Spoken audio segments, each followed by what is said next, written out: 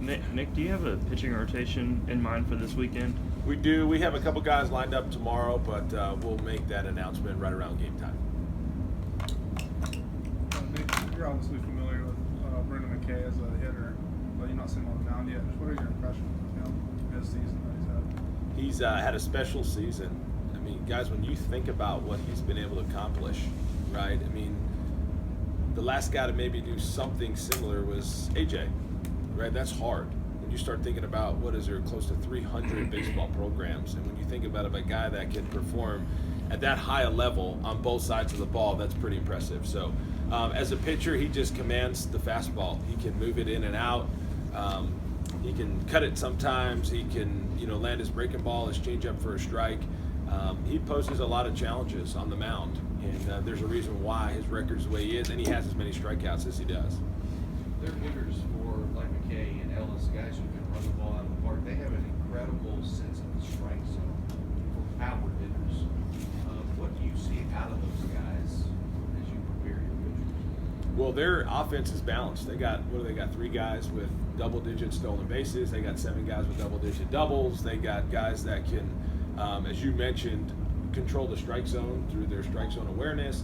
But they hit 290 as a team. They have a really good offense as well. And whenever you have a team that does that, you're going to have to beat them in a bunch of different ways, and they can beat you in a bunch of different ways as well. They've been here. They've been in this situation before. You guys haven't. How do you prepare your team for that?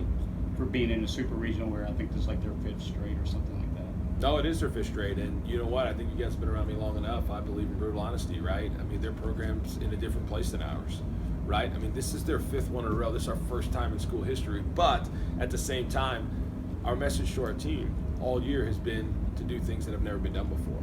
So this is another opportunity, and if you truly, truly embrace that, and you just want to continue to do things that have never been done before, we've never won games at their place, right, to go to the College World Series. Hey guys, they're 22 at home against non-conference opponents.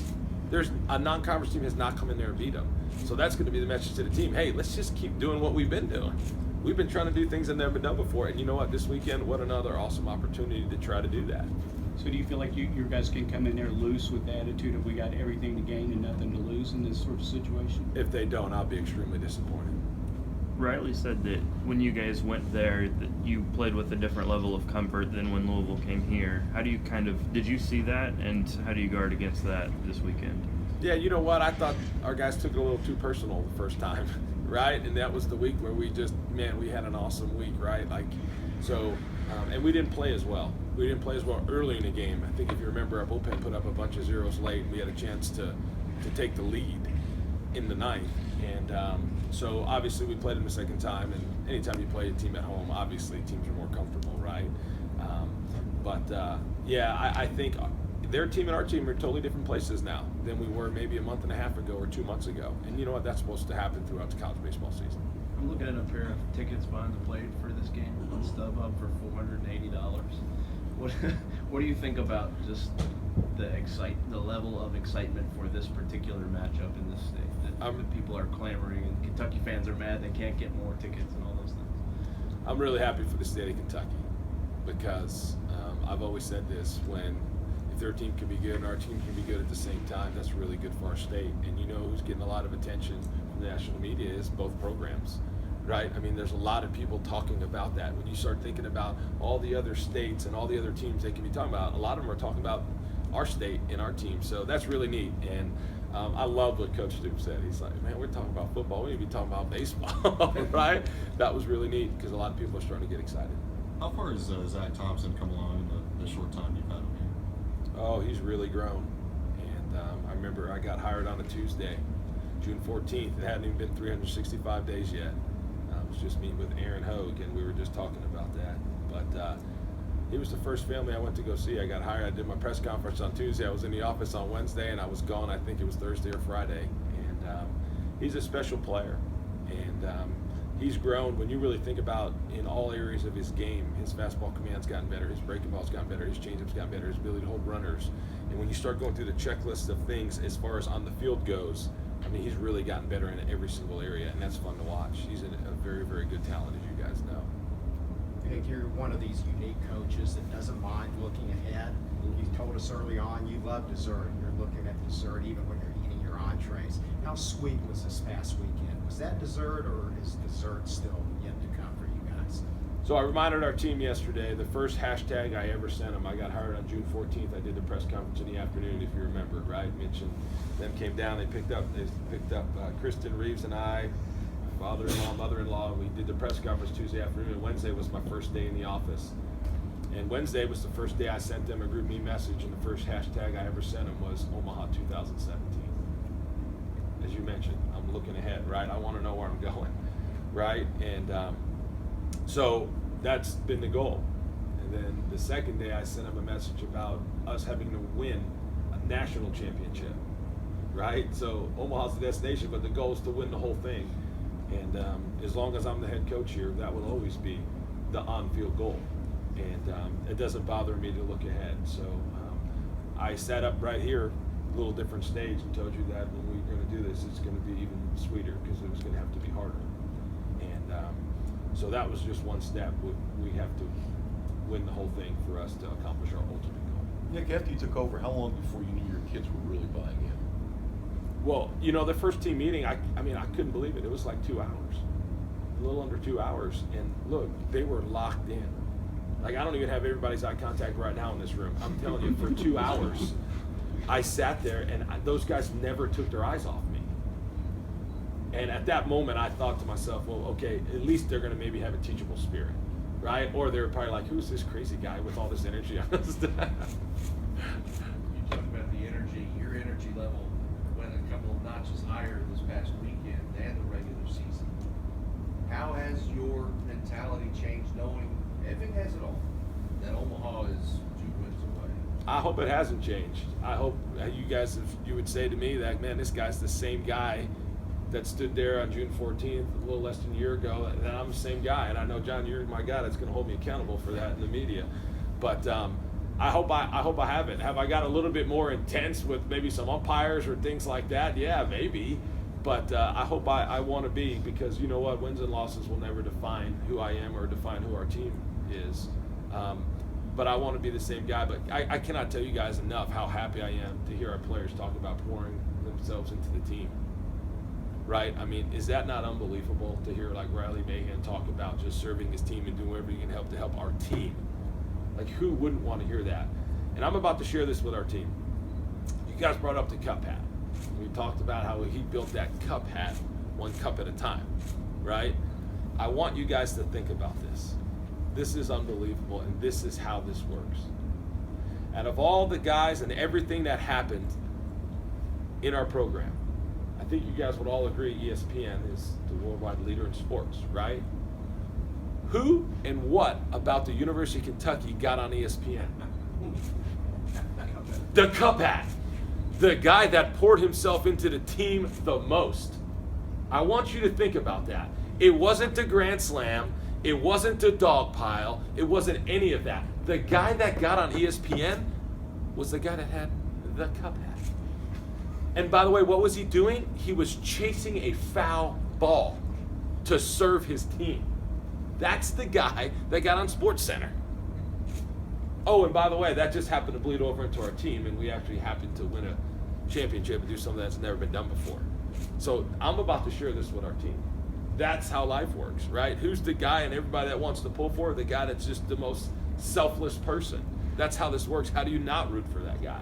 And that's why they're rooting for the cup hat guy. And his name's Austin Keith, by the way. When you look at your rotation from this last regional, what did they kind of reveal to you that was different maybe from even the SEC tournament? Sure.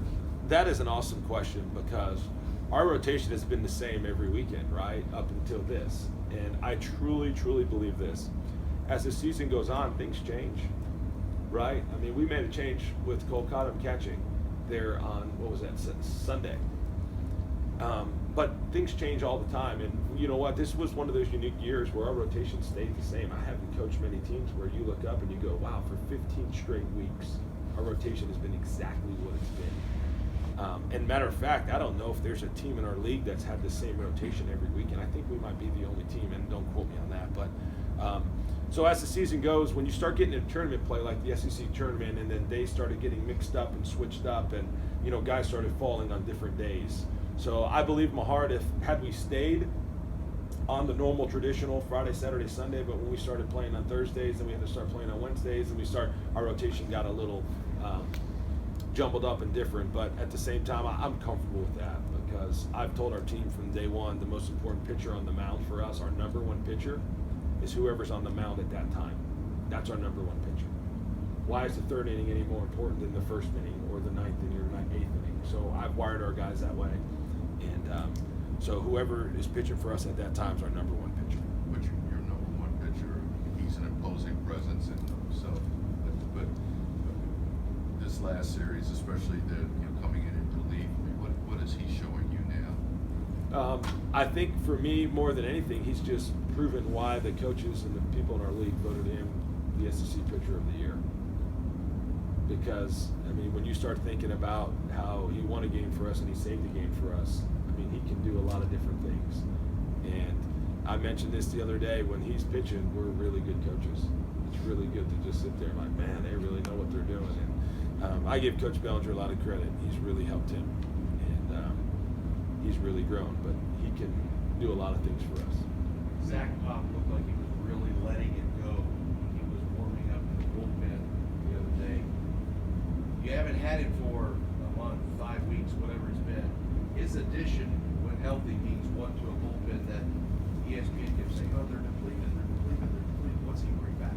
Oh, he threw again yesterday to some hitters, and he looked like the Zach Pop of normal. And that was really encouraging to see, because obviously whenever you have a little forearm strain or whatever, it's just nice to see him recover. So it's just another arm, and actually it's a fresh arm at this point, because obviously some guys have thrown a bunch. So obviously he's pitching a lot of big games for us. I think he's appeared in over 20 games for us. So to get him back is going to be big for our bullpen. How important do you think Chris Mockmer's development has been, especially with Pop being young? So Mockmer's development has been crucial to our season, but as I told our coaching staff and we were talking, that his development happened because some guys threw really well at the beginning of the year for us. If you guys remember, Colton Cleary was one of our key guys out of our bullpen early in the year. Well, how was that able to happen?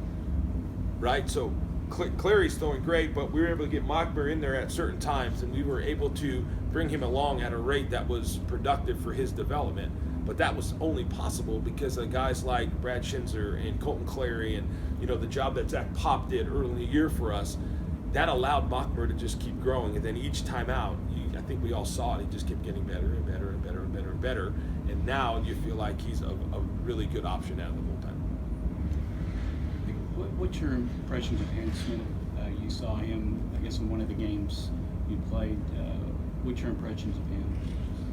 Very, very good closer. Obviously, they feel really comfortable with him. He's a strike thrower, and he doesn't give up a lot of hits. So when you sit there and you start looking at his inning pitch to his hits, and then how many walks and punch outs he has, he does what you want, right? Late in the game, he doesn't walk a ton of guys, he doesn't give a ton of hits. So how are you going to get on base and how are you going to score, right? So you can clearly see why they have him in that spot in that back end. The dugout seemed a little quiet both in Gainesville and in Hoover. How important is it to your team to pour into each other as they did this weekend as you traveled to Louisville this weekend? So you heard Riley talk about how important that was. And every great team and every championship I've ever been a part of, something special has always happened in the dugout. Every time. Mark it down. I can go over 1999, what happened, 2003, 2004, 2005, 2006. I can talk to you about 2011, 12, 13, 14, 16, and 17. All the championships I've ever been a part of, something or someone has happened in the dugout or something that has just kind of freed the team up. And normally it starts with the mindset, like our players talked about pouring yourselves into the team and doing whatever you can to help the team. But every team, every championship I've ever been a part of has had something that's happened to the dugout, and ultimately it actually helps the guys that are playing in the game. And it's a relief to run off that field and see the looseness in the dugout, and it actually flows over into the guys playing. It's very, very important. What did you think about, I don't know if you saw the pictures of Mitch cleaning the seats after the rain delay? Did you have any thoughts? I do. Great question. You guys know how I feel about Mitch Barnhart. He's one of the main reasons why I came here. And what's so impressive about Mitch is he has a servant's heart. Normally people in that position, and they hold that much power in an athletic department, they all don't have his servant heart. And because I know, and you've heard me say and talk about his heart all the time, he has this servant heart, and he is never too good to do anything. Whether it be picking up trash, whether it be drying off seats, he is willing to do whatever to help our athletic programs, and it shows. You start looking at our athletic programs, I think we're currently sitting 7th in the Director's Cup. Let that soak in. There's over 300 Division I schools, and we're sitting at 7th. 7th. And at my very first press conference, you heard me say the quote, and you're probably sick of hearing me saying it, everything rises and falls on leadership. Everything. Well, who is the leader of our athletic department? It's Mitch Barnhart. And by the way, he's the guy drying off seats. When you have a leader like that, with that type of heart, who's willing to pour into all the athletic departments, all the athletic sports teams to do great, not only on the field, but in the community and in the classroom, I mean, how could your athletic department not thrive when you have a leader like him? Nick, speaking of servant's heart, you've made references to your faith in other pressers. I've seen the players occasionally gather together in prayer on the field. What role does your faith play in you as a person and as you as a baseball coach at the University of Kentucky? Well, I'll just tell you this. I'll just speak for me, and this is only me and not anything to do with our team. It's, it's the foundation of who I am. It's number one in my life, and it's never forced upon the players, or anything we ever do about any of that is all totally optional. But that is the foundation of my house. And none of this is possible, I believe, without my faith. So I'm just very appreciative to be in this position. Nick, you talked a lot about how the players bought in. You talked a lot about your coaching staff. But how do you explain, or is there an explanation for the fact that I think it's your top at least 10 guys in your position and your age are all having career years, all of them? So when you truly believe that you have an opportunity to make each day your masterpiece, right? Like each day is presented with a new challenge. And when you have an opportunity to really believe that you have an opportunity to learn, grow, and improve every day, every single day you have that opportunity. And when you have a group of young men that, I mean, I can look all of you in the eye, I don't know of them ever giving a day away where you go, man, I just don't think we got any better today. I don't see how you don't have career years. Like if you truly do that every day, like each one of us, if we can really do a self-evaluation and just go, man, did I make today my masterpiece? Did I truly learn, grow, and improve today? If you can answer that question at the end of the day, that, man, I got better today, I don't see how you don't have career years. Isn't that rare, though, among athletes? Everybody takes a day off. It seems like you said, like you got. So what's your definition of a day off? Because a day off, maybe NCAA requires us to have days off, right? So we've given them days off. I mean, it's an opportunity. Right? But, I mean, how about mentally? You can grow mentally. You don't have to be in the batting cage that day. But, man, can't you just visualize yourself and your swing and your delivery and your pitches? I mean, there's always things you can do. Can't you read a book? Can't you look at a video on YouTube? I mean, you can do anything to try to learn and get better that day. And our guys have done that. And I'm really happy for them to be in this position because they haven't given any days away, and they've learned, grown, and improved every day.